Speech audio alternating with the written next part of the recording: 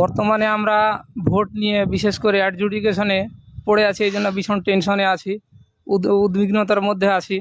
না খেতে পারছি, না ঘুমাতে পারছি, কোনো কাজকাম ঠিক মতো করতে পারছি না। এদের নাম এখনও আন্ডার অ্যাডজুডিকেশন রয়েছে, ইন্ডিভিজুয়াল আন্ডার অ্যাডজুডিকেশন। এ সমস্ত মানুষ না ট্রাইব্যুনাল কোর্টে আপিল করতে পারছে, না এদের নামটা বৈধ ভোটার লিস্টে ফেরত আসছে। আজকে হচ্ছে 25শে মে 2026 তারিখ। আজকে ইন্ডিভিজুয়াল আন্ডার অ্যাডজুডিকেশন নিয়ে আমরা ইলেকশন ওসি সাহেবের সঙ্গে দেখা করতে গিয়েছিলাম। ইনারা এসছেন মালদা জেলার নানাগুলা থেকে। ইনাদের যেটা সমস্যা হচ্ছে যে এই দুজনের নাম তাছাড়া আরও একই গ্রামের 15 জনের নাম এদের ইন্ডিভিজুয়াল আন্ডার অ্যাডজুডিকেশন এখন পর্যন্ত থেকে গেছে। না এদের নাম ডিলেট হয়েছে, না এদের নাম অ্যাপ্রুভ হয়েছে। অর্থাৎ মাঝ নদীতে এরা বর্তমানে ভাসমান অবস্থায়, না ট্রাইব্যুনাল কোর্টে যেতে পারছে, না অ্যাপ্রুভ ভোটার হিসেবে ফিরে পাচ্ছে। এর সলিউশনের জন্য আমরা ইলেকশন ওসি সাহেবের সঙ্গে দেখা করেছিলাম, কিন্তু তিনাদের কাছে সেরকম কোনো সদুত্তর পাওয়া যায়নি এবং ডেটা না থাকার দরুন আমাদেরকে ব্যাক আসতে হয়েছে।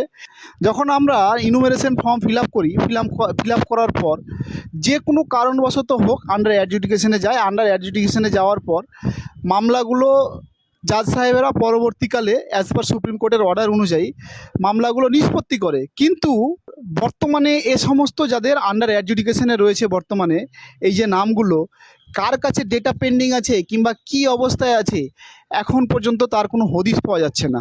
এর ফলে এ সমস্ত মানুষ না ট্রাইব্যুনাল কোর্টে আপিল করতে পারছে, না এদের নামটা বৈধ ভোটার লিস্টে ফেরত আসছে। এদের এই যে কাগজটা দেখলে দেখাতে পারবেন যে এই নামটা এখনও আন্ডার অ্যাডজুডিকেশন আছে। ইনার নাম হচ্ছে মোস্তাফিজুর বিশ্বাস। ইনার নামটা এখনও আন্ডার অ্যাডজুডিকেশন হয়ে আছে এবং বাকি নামগুলো একই গ্রামের ক্ষেত্রে জাজ সাহেবের দ্বারা ডিলেটেড হয়ে আছে, সেটা লেখা আছে deleted after adjudication by judicial officer, এই কথাটা লেখা আছে। কিন্তু ইনাদের দুইজনের নাম সেম এখনও আন্ডার অ্যাডজুডিকেশন হয়ে আছে। এই রকম যেটা জানা যাচ্ছে সারা পশ্চিমবঙ্গের মধ্যে বেশ কয়েক হাজার যারা বৈধ ভোটার তাদের নাম আন্ডার অ্যাডজুডিকেশন করে রেখে দিয়েছে। না এদের নামটা ডিলেট করছে, না এদের নামটা অ্যাপ্রুভ করছে। এক্ষেত্রে আমরা তাদেরকে জিজ্ঞাসা করব যে তাদের এই মুহূর্তটা তাদের কেমন যাচ্ছে। এক কথায় তাদের নামটা এই যে আন্ডার অ্যাডজুডিকেশন করে রেখে দিয়েছে। বর্তমানে আমরা ভোট নিয়ে বিশেষ করে অ্যাডজুডিকেশনে পড়ে আছি, এই জন্য ভীষণ টেনশনে আছি, উদ্বিগ্নতার মধ্যে আছি। না খেতে পারছি, না ঘুমাতে পারছি, কোনো কাজকাম ঠিক মতো করতে পারছি না। এই জন্য আমি বর্তমানে আমাদের পশ্চিমবঙ্গ নির্বাচন কমিশনারকে বলবো যাতে দ্রুততার সাথে আমাদের এই সমস্যার সমাধান নিষ্পত্তি করেন, এটাই আমি আশা রাখি। এই জন্য আমি উকিলবাবুর কাছে আসছি এবং আপনারা আরও যারা আছেন এই সমস্যার সম্মুখীন হয়ে অতি সত্বর এই উকিলবাবুর সঙ্গে যোগাযোগ করবেন যাতে উনি সব কিছু নিয়ে উচ্চ আদালতে গিয়ে আমাদের নিষ্পত্তির জন্য মামলা করতে পারেন। ইনার সাথে ইনারও রয়েছে। আপনার নাম কি? রাহুল আমিন। রাহুল আমিন। আপনি কোথা থেকে এসেছেন? আমি নালাগোলা থেকে। নালাগোলা থেকে এসে আপনার কি সমস্যা? একই সমস্যা আমারও সেম। আপনি কি চাইছেন? আমি বলছি যে আমাদের এই সমস্যাটা সমাধান হোক। এরা দিন আনে দিন খায়, অত্যন্ত গরিব ফ্যামিলির গরিব পার্সন এক কথায়। তো এদের পক্ষে উচ্চ আদালতে যাওয়া কিংবা দেখা গেল কোর্টের দরজা নক করা কিংবা দেখা গেল অন্য অন্য জায়গায় যাওয়া সত্যি কষ্টকর। কিন্তু এদের নামটা এখন পর্যন্ত যা দেখতে পেলাম আর ইন্ডিভিজুয়াল আন্ডার অ্যাডজুডিকেশন রেখে দিয়েছে এবং এটা নির্বাচন কমিশনের চরম গাফলতি। আজকে এই এসআই নিয়ে বিশেষ করে আন্ডার অ্যাডজুডিকেশন নিয়ে আমরা সিও দপ্তরে যাই।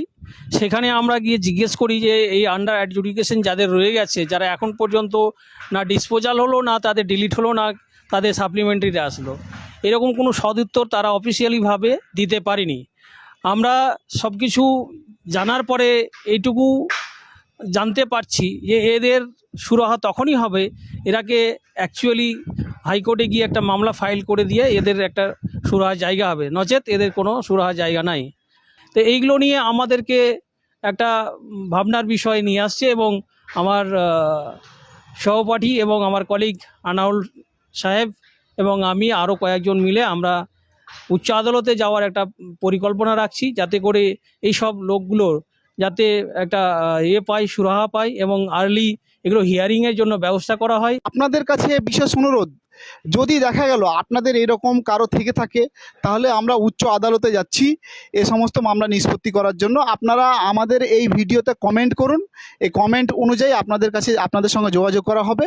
যদি এরকম কারো থেকে থাকে যে না ডিলেটও হয়নি, প্লাস হচ্ছে অ্যাপ্রুভ ভোটার লিস্ট হিসাবে ফিরে আসেনি, অর্থাৎ আন্ডার অ্যাডজুডিকেশন হিসাবে এখন পর্যন্ত থেকে গেছে যে সমস্ত মামলা, তারা অবশ্যই যোগাযোগ করুন। আমরা একই সাথে উচ্চ আদালতে অর্থাৎ হাইকোর্ট কিংবা সুপ্রিম কোর্টে একটা মামলা ফাইল করব।